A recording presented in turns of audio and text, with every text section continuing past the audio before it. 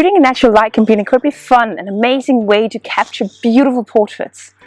Especially if you're just starting out and let's say you just have a lens and a camera.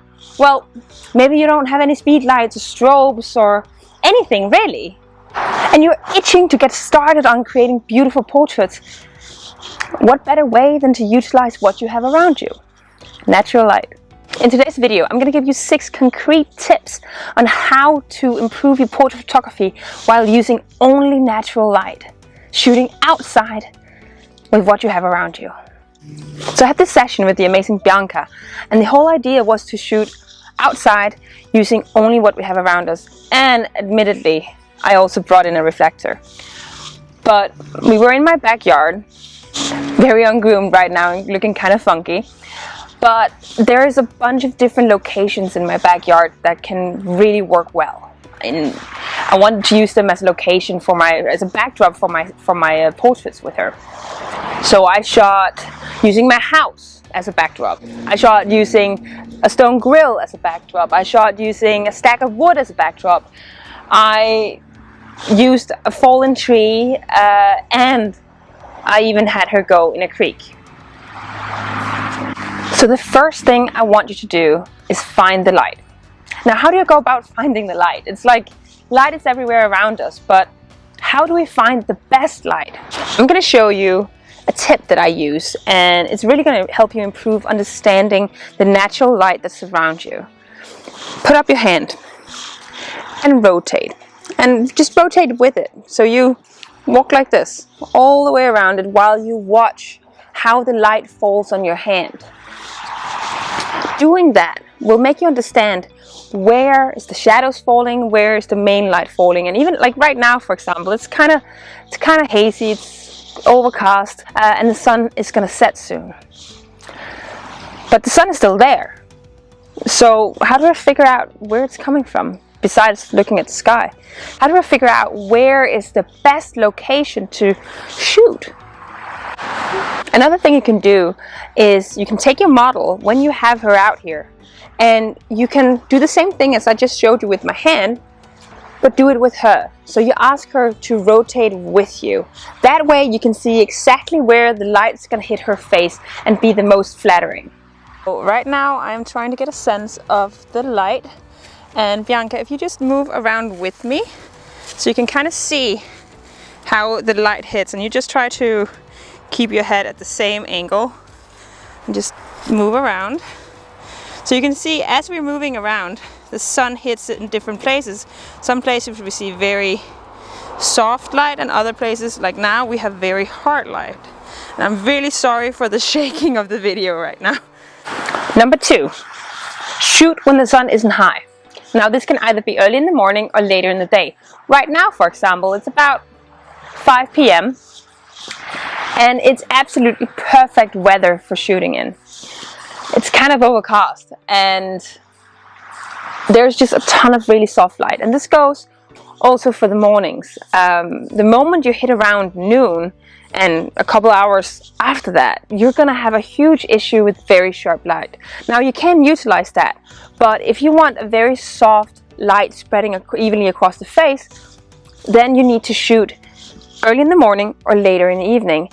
And obviously, if you want that beautiful, warm glow, then shoot around sunset is the best way to go about it. Now, number 3, find the shade.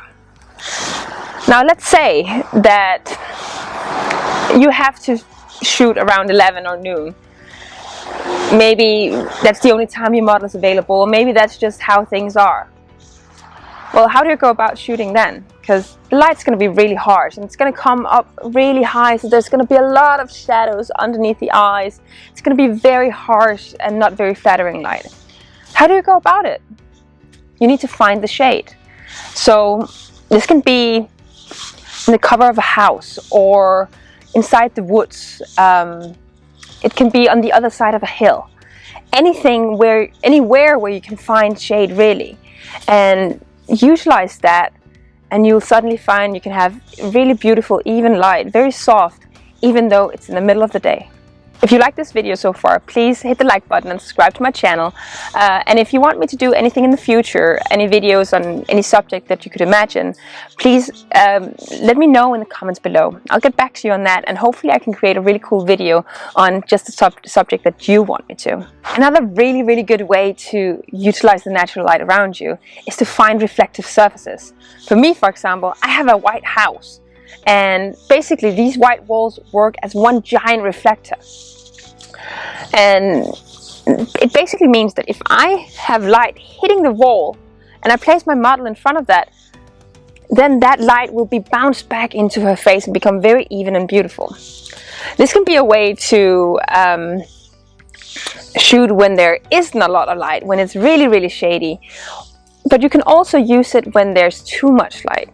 So in my shoot with Bianca, I ended up having my house as a backdrop, but I also added a large reflector just to bounce some light back into her, because she was actually in the shade, but outside of the shade the light was really harsh, and so this big reflector bounced the light back into her face, and instead of having kind of boring, not very flattering light, it became really even and cool, and actually created some really cool catch lights as well. Number 5, find interesting backgrounds and settings. As I mentioned, I'm shooting in my backyard, and it can be a little uninspiring sometimes, but just look around you and you'll be surprised at what you can find. I don't know if you've seen it, but there's a ton of videos and images out there where a photographer uses a puddle to create an amazing effect in an otherwise kind of boring location. You need to utilize your environment. You need to look around you and be inspired. Now, for me, it meant I put my model in a creek in May. It was kind of cold. I was in there too. I have this rule of I'm not gonna demand anything of my models that I wouldn't demand of myself. But it helped create some really cool images. Don't be afraid to climb some hills, or go out of your way to find that interesting location. It's bound to help you get some even more beautiful portraits. Finally, number 6, know your settings. Now, when you shoot in natural light, there's a little bit of different rules that apply. I personally, when I shoot studio work, I like to shoot around 5.6. But outside, 5.6 can be really difficult. And personally, I really like a nice blurry backdrop. So you need to know your camera and your camera setting in order to fully utilize how to take and make beautiful portraits outside. Let's say you have very low light. Well, then you need to balance your shutter speed with your aperture and your ISO. Are you okay with a little bit of grain in the image? Well, great, then you can up your ISO. But aren't you? Well, then you probably need to lower either your aperture or your shutter speed. Mind you though, that the moment that you start decreasing your shutter speed, you're gonna get a lot of camera shake in there, and it can be really difficult getting really sharp portraits. Now, for example, in my session with Bianca, I was shooting over on a wood stack, and she was posing really well, and I absolutely loved the outcome of it. But I had just shot video, and when I shoot video, I set my shutter speed really low. I had forgot to set it up again, and so there was quite a bit of shake in there, and unfortunately the images didn't turn out sharp. So that really sucked. And I came home and I opened up my computer, and I saw some portraits where I really loved everything about them except the fact that they weren't sharp. So know your camera, know your settings, know exactly what you need in order to shoot outside, and you'll be really good at being able to capture beautiful outdoor and natural light portraits. If you want to know more about how to avoid my own mishap with getting blurry images because I didn't have the right shutter speed, go to my latest video on how to create beautiful and sharp portraits. Now, I would absolutely love to see your own natural light portraits. So in the comment section, post a link to your absolute favorite portraits using only natural light, and I will go in and check it out. I can't wait to see what you created. being outside, using what we have around you, only natural light. Have a beautiful day, and until next time.